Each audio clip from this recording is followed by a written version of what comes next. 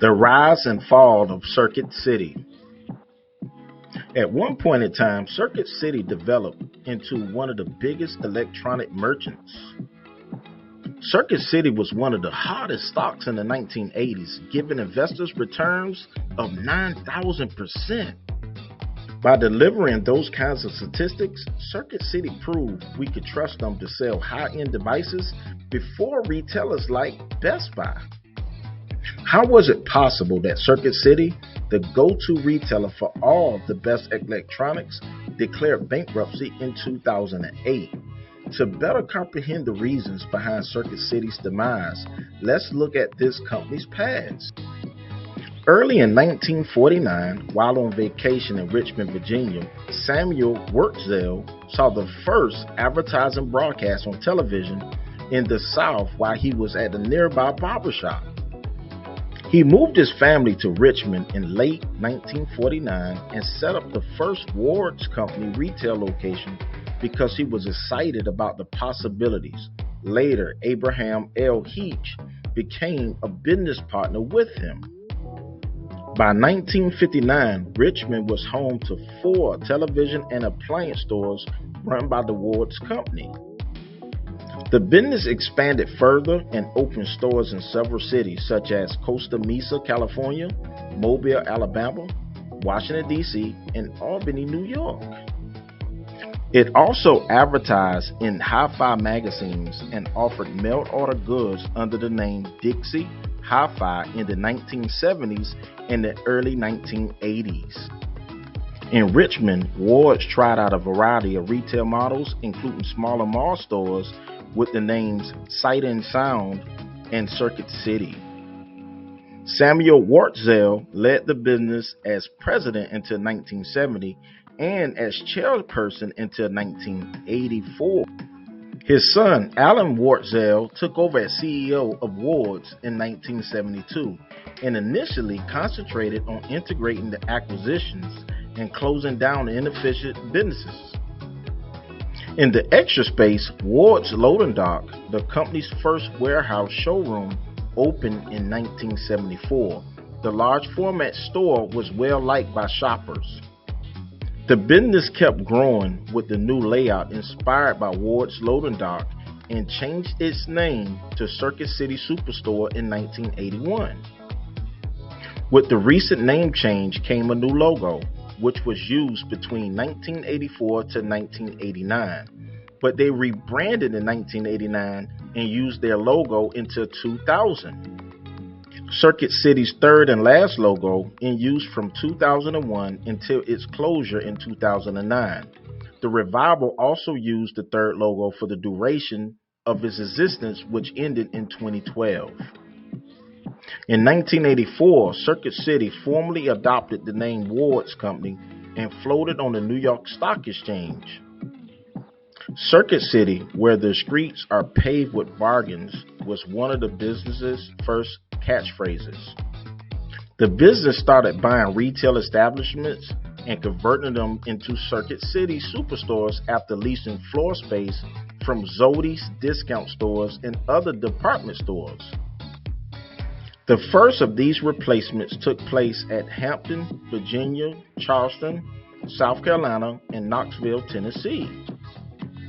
Circuit City entered the New York City market in 1981 by acquiring the 6 last Lafayette radio chain stores that were still open. They grew to 15 stores and ran the stores under the Lafayette Circuit City brand. However, the venture was unsuccessful and the stores were shut down in 1986 after investing $20 million to join the market. Using 7 old the Akron discount stores as their new superstore locations, Circuit City joined the Los Angeles market in 1985. The following year, Circuit City launched 5 additional superstores in the area while shuttering the allowed electronics and appliance departments it had been running in the Zody stores. Circuit City started building the new plug design superstore layouts in 1988. The company recently opened a 40,000 square foot 3,700 square meter superstore in Union Square, the first of two planned Manhattan facilities as part of its comeback to New York City. Circuit City had the chance to pay $30 million for Best Buy, a rival that was expanding at the time in late 1988. Circuit City's CEO Richard Sharp declined the offer because he thought his company could open a location in Minneapolis, Best Buy home market, and easily outcompete with the rival.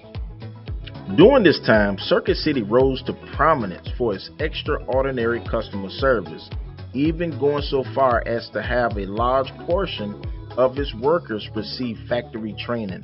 Likewise, the company's mantra was "Welcome to Circuit City, where service is state-of-the-art." Richard Sharp and W. Austin Ligon were responsible for coming up with the idea. Circuit City Stores, Inc. was the organization in charge of creating CarMax. Sharp ran Circuit City, a 375-store consumer electronics chain with $7 billion in sales at the start of 1990s. Ligon was the senior vice president of corporate planning at Circuit City when she worked for Sharp. Together, the two created the CarMax idea, a business strategy that was modeled after the expansive Circuit City chain and its big box retail strategy. In 2000, Rome, Georgia employed Horizon format. Many Circuit City locations were out of date and in poor areas, making it difficult for them to compete with newer Best Buy locations. Circuit City debuted the Horizons, more self-service, big box structure in 2000, replacing the superstore showroom model. The interest was moved to the center of the store under the new format, which did away with the red tower entrances. The racetrack were eliminated and the selling floor was increased with reduced sight lines. At the front of the store, a central checkout was situated and small item shopping baskets were added to increase room for games, computer accessories, and other tiny electronics. Appliances were removed. The size and impersonality of stores have increased. Circuit City stopped being creative and started acting merely reactively as Best Buy took off. It proceeded on a retail expansion beam to appease Wall Street analysis, which led to an excessive for stores in dangerous areas. Circuit City stopped selling major appliances in all of its locations in July 2000 to create room for more tiny items. Circuit City was the second largest appliance retailer in the U.S. the year prior, only behind Sears, which made this controversial. In 1999, the company sold about $1.6 billion worth of major equipment.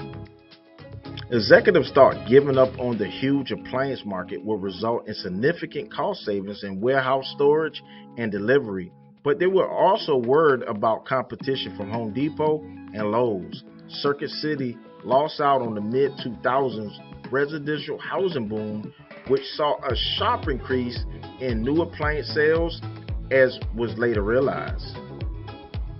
In Denton, Texas, the Tide format was operational from 2001 to 2007. After the huge appliance business was discontinued, every superstore underwent retrofitting, employing the extra room for a larger selection of self-service computer accessories and software. Games for the PlayStation were the only ones available for purchase at the stores due to an exclusivity deal with Sony. After the contract expired, they were able to sell Nintendo, Sega, and later Xbox games thanks to the new location.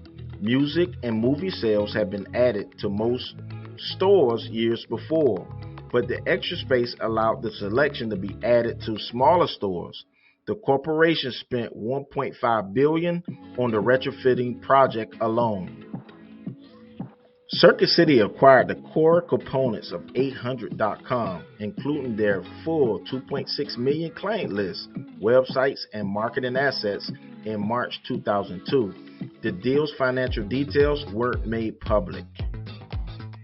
Circuit City eliminated commission-based sales in favor of a single hourly compensation structure in all of its locations in 2003.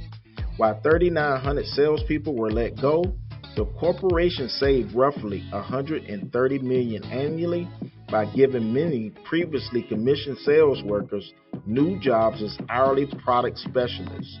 It was later revealed by many corporate insiders that they believed this was the key business decision that would ultimately contribute to the company's death.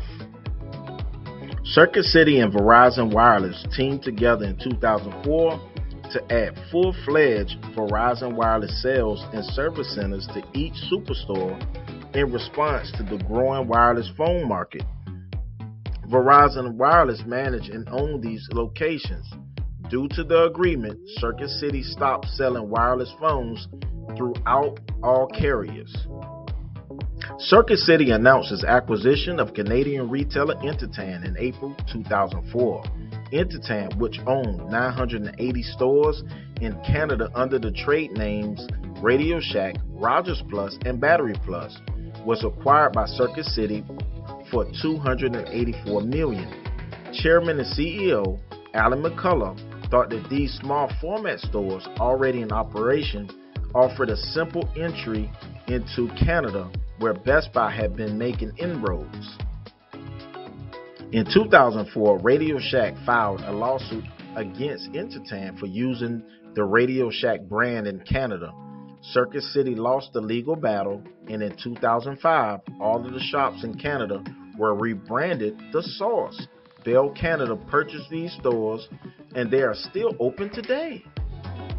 The most recent Circuit City store design, dubbed The City, was in operation from 2008 to 2009. Take note of the results of the liquidation sale that took place in Torrington, Connecticut on March 7, 2009, including the store closing sale sign on the left.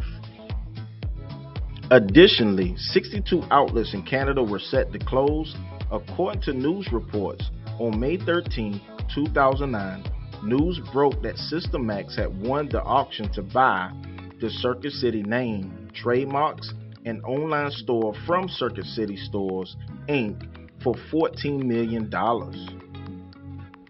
On November 2, 2012, Systemax made the announcement that it will merge its operations under the Tiger Direct name and website, dropping the storefront names Comp USA and Circuit City. This put an end to the use of the Circuit City brand name after 63 years. If you learned anything from this video, then please like this video and then subscribe to our channel, as we will release more great